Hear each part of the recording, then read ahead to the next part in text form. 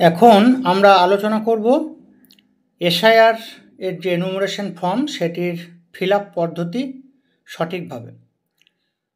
আমাদের পশ্চিমবঙ্গ সহ আরও কিছু রাজ্যে এসআইআর চলছে, সেই এসআইআরের যে এনুমারেশন ফর্ম এটি একটি গুরুত্বপূর্ণ পার্ট, সঠিকভাবে ফিল আপ করতে হবে। বিষয়টি খুবই সহজ, কিন্তু সহজ হওয়া সত্ত্বেও অনেকে অনেক রকম ভিডিও বিভিন্ন দেখা যাচ্ছে ইউটিউব চ্যানেল বা বিভিন্ন জায়গায়, যেখানে বিভিন্ন বিষয়ে একটু আধটু ভুল হচ্ছে, এবং সেই কারণে আমাদের অনেকেই রিকোয়েস্ট করেছো একটি সঠিকভাবে ভিডিও, সরকারি যে পদ্ধতি সেই পদ্ধতিতে যা বলা আছে সেই অনুযায়ী ফিল আপ করার যে বিষয় এবং তার সঙ্গে যে আনুষঙ্গিক বিষয় সেটা নিয়ে আলোচনা করছি। দেখো, প্রথমেই হচ্ছে তোমাদেরকে এনুমারেশন যে ফর্ম, সেই ফর্ম তোমাদেরকে দুটো দেবে এবং দুটো সেম এবং এরকম দুটো ফর্ম দেবে, যেখানে একদম উপরে হচ্ছে ডিটেলসে বিএলওর নাম ফোন নাম্বার লেখা থাকবে, অর্থাৎ তোমার যে বিএলও তার নাম ফোন নাম্বার লেখা থাকবে। ফর্ম ফিল আপ করতে অসুবিধা হলে বা কোনো কিছু জিজ্ঞাসা থাকলে বিএলওর যে ফোন নাম্বার সেই নাম্বারে ফোন করতে পারেন। বিএলও সাহেব দুটো ফর্ম বাড়িতে দিয়ে যাবে, দুটো ফিল আপ করতে হবে। এখন একদম ডান দিকে দেখো, একটাতে ভোটার কার্ডের ফটো প্রিন্ট করা থাকবে, যেটা সাদা কালো থাকবে, ব্ল্যাক অ্যান্ড হোয়াইট, এবং একদম ডান দিকে দেখো রিসেন্ট নিজের পাসপোর্ট সাইজের একটা রঙিন ছবি লাগাতে হবে, যেটার ব্যাকগ্রাউন্ড সাদা বা লাইট কালার হলে ভালো। এবার হচ্ছে যে প্রথম পার্ট, অর্থাৎ উপরের যে পার্ট, এই পার্টটা হচ্ছে সকলের জন্যেই কম্পালসারি, অর্থাৎ বর্তমানে যে ফিল আপ করবে তার সকলের জন্য, যাদের 2002-এর লিস্টে আছে বা আগে আছে সকলের জন্যেই ফিল আপ করতে হবে। সেটা হচ্ছে প্রথম যে কাজ, সেটা হচ্ছে ডেট অফ বার্থ। এই ডেট অফ বার্থ লিখতে হবে। ডেট অফ বার্থ ভোটার কার্ডে যদি লেখা থাকে, যে ডেট অফ বার্থ থাকবে সেটাই লিখবে। যদি ভোটার কার্ডে অনেকের ডেট অফ বার্থ নাই, অর্থাৎ শুধুমাত্র বার্থ অফ ইয়ার অর্থাৎ জন্মের সালটি লেখা আছে পুরনো যাদের ভোটার কার্ড, সেই ক্ষেত্রে তারা আধার কার্ডের যে ডেট অফ বার্থ সেটি লিখবে। এবার হচ্ছে নিজের আধার নাম্বারটি বসাতে হবে, এটা অপশনাল, কিন্তু যাদের আধার কার্ড আছে দিয়ে দেবে। মোবাইল নাম্বার দিয়ে দিলে নিজের, যাদের ফ্যামিলিতে অনেকে ফিল আপ করবে, নিজের না থাকলে ফ্যামিলির যে কোনো একজনের মোবাইল নাম্বার দিলেই হবে। নেক্সট হচ্ছে বাবার নাম, অর্থাৎ এটা যার জন্য ফর্ম তার বাবার নাম এখানে বসাবেন। মহিলাদের ক্ষেত্রে, বিবাহিত মহিলাদের ক্ষেত্রে তাদের যে বাবার নাম সেই বাবার নাম বসাবেন। বাবার ভোটার কার্ড নাম্বার যদি থাকে দিয়ে দেবেন। মায়ের নাম লিখতে হবে তার পরের ঘরে, এবং মায়ের ভোটার কার্ড নাম্বার থাকলে দিয়ে দেবেন। এরপর হচ্ছে স্পাউস নেম, অর্থাৎ স্বামী বা স্ত্রীর নাম এখানে বসাতে হবে। প্রত্যেক ছেলেরা তাদের স্ত্রীর নাম বসাবে এবং স্ত্রীরা হচ্ছে স্বামীর নাম বসাবে যদি তারা বিবাহিত হন। যদি বিবাহিত না হন তাহলে এটা ফাঁকা থাকবে। নিচে হতে স্পাউসের এপিক নাম্বার, অর্থাৎ স্বামী বা স্ত্রীর ভোটার কার্ড নাম্বার দিয়ে দেবে যদি থাকে। এই হচ্ছে প্রথম পার্টটা।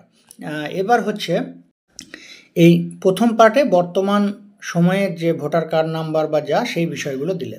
এবার নিচে এরকম দুটো ঘর থাকবে, একটা হচ্ছে বাঁ দিকের, যেটা হলুদ কালার দেখতে পাচ্ছ, তোমরা সাদা কালো পাবে। বাঁ দিকের ঘরটা, সেটাতে যাদের 2002 সালের লিস্টে যাদের নাম আছে তাদের হচ্ছে বাঁ দিকের জন্য, এবং যাদের 2002-এর লিস্টে নাম নেই তারা ডান দিকের ঘরটা শুধুমাত্র ফিল আপ করবে, অর্থাৎ বাঁ দিক বা ডান দিক যে কোনো একটা দিকই কিন্তু প্রত্যেকের ক্ষেত্রে হবে। এবার হচ্ছে 2002 সালের লিস্ট কমিশনের যে ওয়েবসাইট, সেখান থেকে তোমরা ডাউনলোড করতে পারবে তোমার নিজের যে পার্ট সেই পার্টের, এছাড়াও তোমার বিএলও সাহেবের কাছ থেকে পেয়ে যাবে। এছাড়াও এখন হোয়াটসঅ্যাপে মোটামুটি তোমার পার্টের যারা বাসিন্দা তাদের প্রায় সকলের কাছেই চলে এসছে, সেখান থেকেও তোমরা হোয়াটসঅ্যাপে পিডিএফটি নিয়ে নেবে। সেখান থেকে তোমার সেই সময়কার বিধানসভার নাম্বার, বুথ নাম্বার এবং সিরিয়াল নাম্বারটি পাবে। অনেক ক্ষেত্রে বিধানসভার নাম্বারও একটু আধটু চেঞ্জ হয়েছে, ডিস্ট্রিক্ট যেহেতু ভেঙে গেছে সেই কারণে ডিস্ট্রিক্টের নামও চেঞ্জ হয়েছে।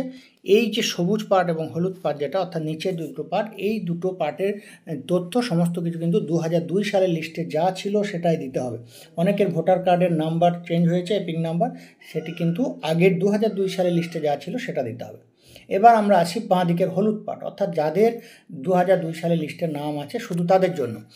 একদম উপরে নিজের নাম বসাবে, তারপরের ঘরে হচ্ছে নিজের ভোটার কার্ড নাম্বার বসাবে। এই ভোটার কার্ড নাম্বারটা কিন্তু 2002 সালের যা নাম্বার সেই নাম্বার বসাতে হবে।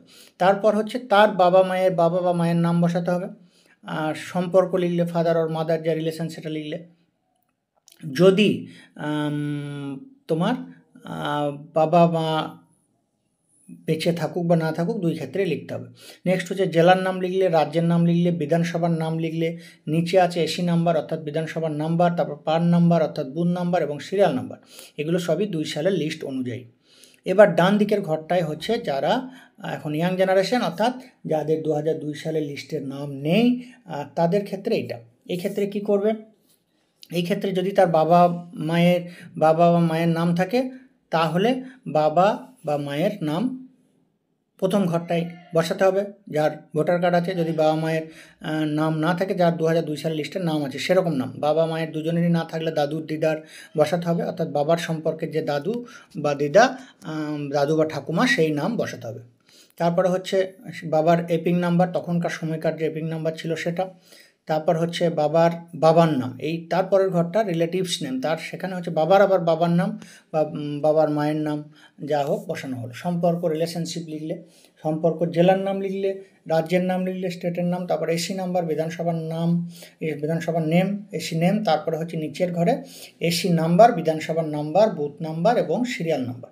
এই 3টে ঘর বসালে, এবং এগুলো সবই কিন্তু 2002-এর লিস্ট অনুযায়ী। এবং নিচের এই জায়গাটা থাকবে এবং এখানে সই করতে হবে। সই ক্যান্ডিডেট নিজে করতে পারে বা এই ফ্যামিলির যে কেউ একজন করে দিতে পারবে। এখানে হচ্ছে যদি নিজে করে কোনো অসুবিধা নেই, নিজে করবে এবং ডেট দেবে। যদি নিজে না করে তাহলে হচ্ছে অন্য ফ্যামিলির যে কেউ করে দেবে এবং তার সঙ্গে এই যার ফর্ম, এটা যার নামে ফর্ম, তার কি রিলেশন সেটি লিখতে হবে এবং নিচে বিএলও সাহেব সই করবে। এরকম দুটো সেম ফর্ম থাকবে। একটি ফর্ম বিএলও সাহেব নিয়ে যাবে তার ম্যাপিং এবং পরবর্তী কার্যকলাপের জন্য, এবং আরেকটি ফর্ম হচ্ছে ক্যান্ডিডেটকে রিসিভ কপি হিসাবে বিএলও সাহেব সই করে দিয়ে দেবেন। এই ক্ষেত্রে অবশ্যই তোমার এলাকার কে বিএলও, সেই বিএলওর কাছ থেকেই কিন্তু রিসিভ কপিটা নেবে, অন্য কারো কাছ থেকে রিসিভ কপি নেবে না, কারণ কোনো ক্ষেত্রে পরে যাতে কোনো প্রবলেম না হয়। এবার আমরা এইখানে আরও কিছু বিষয় আমরা এই প্রসঙ্গে বলে দেবো। দেখো, ফর্ম দেওয়া শুরু হয়ে গেছে 4 নভেম্বর থেকে, এবং এই কাজটি বাড়ির যে গণনা পর্ব, একদম ফর্ম জমা নেওয়া 4 ডিসেম্বর পর্যন্ত লাস্ট ডেট। 4 ডিসেম্বর পর্যন্ত জমা নেওয়া চলবে, এবং পুরো কাজটি বিএলও সাহেব বাড়িতে গিয়ে দিয়ে আসবেন। যদি প্রথমবারে কাউকে না পাই, তিনি আবার দ্বিতীয়বার যাবেন। দরকার তারপরেও না পেলে বাড়িতে ভেতরে দিয়ে চলে আসবেন, বা কোনো বাড়ির যে অন্য সদস্য তাদের হাতে দিয়ে দেবেন এই বিষয়গুলো, বা পাশের বাড়িতে দিয়ে দেবেন। যাই হোক, গুরুত্ব সহকারে নেবেন। যদি নাও পেয়ে থাকেন তাহলে সেই ক্ষেত্রে খোঁজ নিয়ে নেবেন, বিএলও সাহেবের কাছ থেকে গিয়ে নিয়ে চলে আসবেন। আর এই কেউ যদি পুরো বাড়ি যদি কেউ বাইরে থাকে, সেই ক্ষেত্রে অনলাইন এখন এনুমারেশন ফর্ম ফিল আপের সুযোগ চলে এসছে, এবং সেই ক্ষেত্রে অনলাইনে ফিল আপ করতে হবে।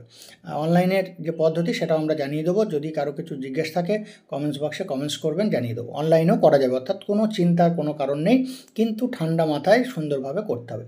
এই ফর্ম ফিল আপ হয়ে যাওয়ার পর খসড়া ভোটার তালিকা প্রকাশিত হবে 9ই ডিসেম্বর 2025, এবং এই ভোটার তালিকায় যদি দেখেন আপনার নাম নেই বা কোনো কিছু ভুল আছে, তাহলে সেই নিয়ে আপনি দাবি ও আপত্তি করতে পারবেন 9ই ডিসেম্বর থেকে 8ই জানুয়ারি 9ই ডিসেম্বর 2025 থেকে 8ই জানুয়ারি 2026 পর্যন্ত দাবি এবং আপত্তির সময়কাল।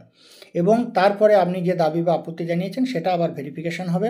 নোটিশ পর্যায়ের যে শুনানি ও যাচাইকরণ সেটি হবে 9 ডিসেম্বর থেকে 2025 থেকে 31শে জানুয়ারি 2026 পর্যন্ত। এটা হচ্ছে আপনার নোটিশ পর্যায়ে শুনানি ও যাচাইকরণের সময়কাল। এবং ফাইনাল যে ভোটার লিস্ট সেটি প্রকাশ হবে 7 ফেব্রুয়ারি, অর্থাৎ 7ই ফেব্রুয়ারি 2026। এই হচ্ছে পুরো প্রসেস। 7ই ফেব্রুয়ারি প্রকাশিত হবে। এবং এখানে আরও কিছু বিষয়, অনেকের ক্ষেত্রে হয়তো নিজেরও নাম নেই, আবার 2002 সালের যে লিস্ট সেখানে